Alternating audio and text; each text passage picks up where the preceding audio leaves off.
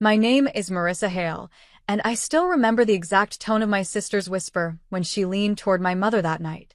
It wasn't fear in her voice, it was strategy, calculated and cold. "She'll embarrass me in front of his family. Don't let her come," she said. I stood in the hallway pretending I hadn't heard, but every word carved itself into me. Mom didn't hesitate. She just nodded like I was already a problem she had learned to manage. That was the moment I realized I wasn't being excluded from a wedding. I was being erased. I didn't argue, didn't cry, just walked out knowing silence would cost them more than words ever could. A week later, a magazine cover shoot I thought meant nothing would change everything I believed about power. My sister ignored my existence until her husband's boss walked into their office, holding that same cover. He stopped, looked closer, then asked who I was like I was the missing piece of a story. Then he called her into his office, shut the door, and said my name in a way that made her go completely still, because what he said next changed everything immediately. I didn't find out what happened in that office until later that night when my phone lit up with a number I didn't recognize. My sister's name flashed in a message first, but it wasn't from her. It was from her husband. He wrote only one line. "What did you do, and why is your sister on the cover of Global Ledger magazine?" I froze, because I hadn't told anyone that the magazine shoot even existed outside my agency. But the real shock came when another notification arrived, this time from an unknown office email labeled urgent, executive review. It was attached to my photo, enlarged on a screen, with my sister standing beside it in the meeting room I had never been allowed to enter. Then the man who controlled half the city's media empire looked at my sister and said he remembered me, not as her relative, but as the girl he once approved for a private acquisition project that had been buried years ago after I refused to sign away my rights to my own name and image, and now he wanted to reopen the entire case immediately with her watching in complete silence, terrified and exposed. I didn't sleep that night, replaying the boss's words in my head. My sister finally called me at dawn, but I let it ring out. When she texted instead, her message was short and shaking with panic. "You need to fix this, Marissa. You embarrass me in front of everyone." I almost laughed because she still thought I had power to fix her mistakes. Then another email arrived, this time from the magazine editor asking for verification. Attached was my signed contract, the one I never remembered agreeing to fully. My stomach dropped when I saw my sister's husband had already replied on my behalf. The reply said I was legally under exclusive media representation tied to that image. And the final line made everything worse, because it requested my immediate appearance in court. My sister then sent one last voice note, crying that I had ruined her life on purpose. But what she didn't know was that the contract had already been activated by someone else entirely. And the signature at the bottom wasn't mine, but the boss's. That meant everything I thought I controlled had already been decided long before my sister ever whispered my name out loud.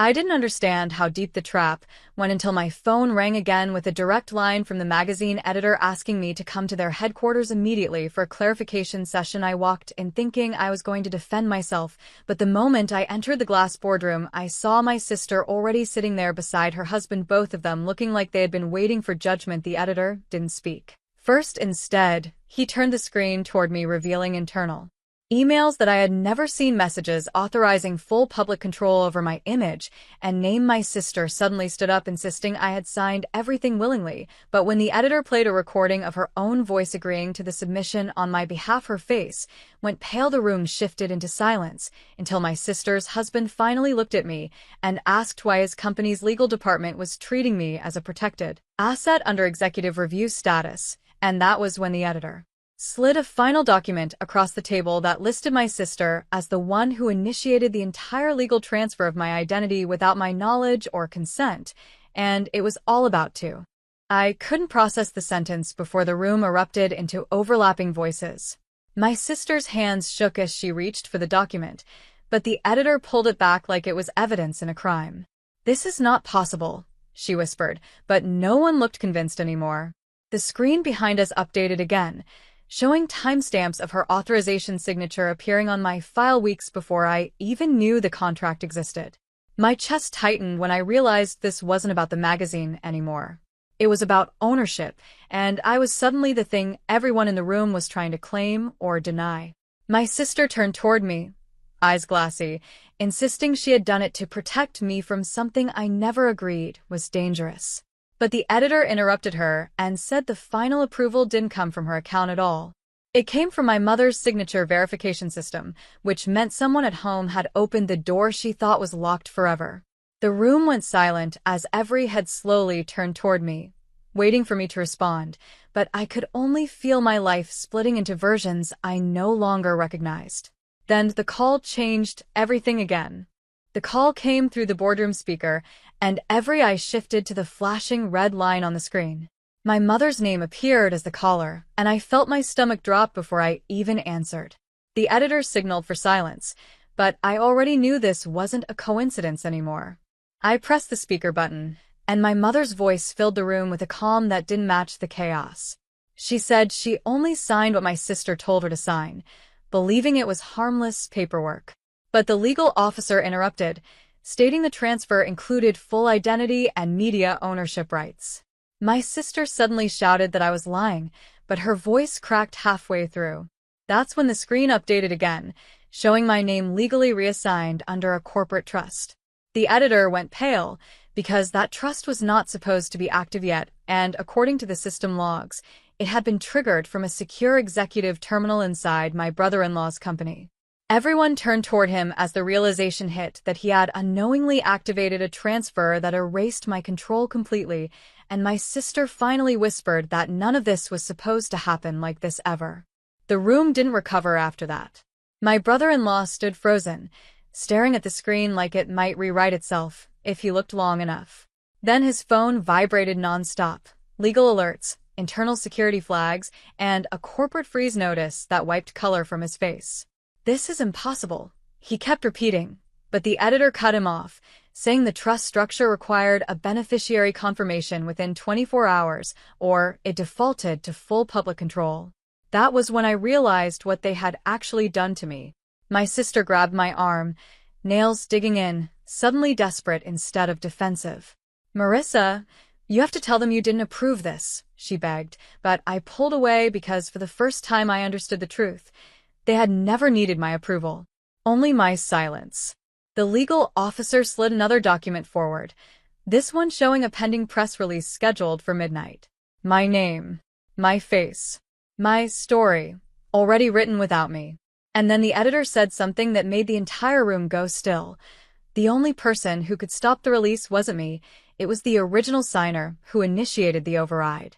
My sister slowly looked toward my mother's ongoing call and whispered, "Mom, what did you sign?"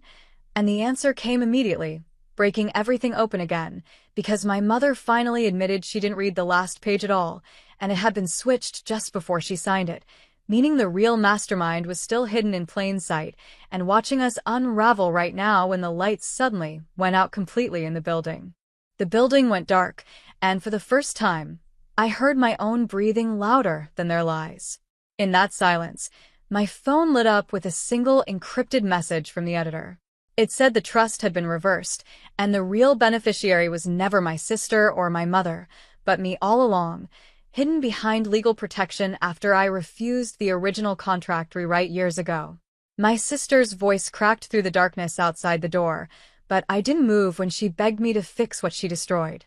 My brother-in-law's company was already locked out of the system, their access erased by executive override I never knew I held. Then the editor sent one final line. "You were never the target. You were the firewall." I watched the security feed flicker as my sister collapsed to her knees, realizing every decision she made had been routed through systems designed to expose her. I walked out of the boardroom as emergency lights returned, knowing every lie had already collapsed around them, and for the first time, I didn't feel erased. I felt authored, untouchable, and finally in control of everything they tried to steal from me any longer ever again.